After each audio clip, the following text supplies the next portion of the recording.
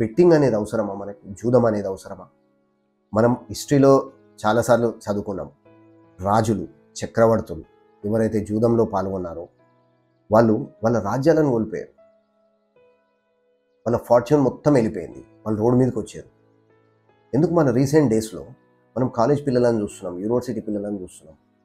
చాలామంది betting apps అని చెప్పేసి, ఐపీఎల్ బెట్టింగ్ అని చెప్పేసి అన్నిట్లలో వెళ్ళి అప్పులు ఎక్కువైపోయి బయట అప్పులు తీసుకొచ్చి అప్పులు ఇచ్చిన వాళ్ళు వాళ్ళ ఇంట్లోకి వెళ్ళి వాళ్ళ పేరెంట్స్తో గొడవపడి కొన్ని సిచ్యువేషన్స్లో complete family, entire family, parents, అప్పు చేసిన పిల్లలు అందరూ సూసైడ్ చేసుకున్న సిచ్యువేషన్స్ ఉన్నాయి. మన దగ్గర ఇండియాలో చాలా రాష్ట్రాలు కూడా బెట్టింగ్ అనేది బ్యాన్ చేసినాయి, కానీ కొన్ని రాష్ట్రాలలో నడుస్తుంది. అందుకోసమే ఈ బెట్టింగ్ అనే జోలికి వెళ్ళకండి, బెట్టింగ్ ఆడకండి. Don't get into all troubles. Over confidence అనేది తగ్గించుకోండి. ఈజీ మనీ అని ఎర్న్ చేసే కాన్సెప్ట్ నుంచి బయటపడండి.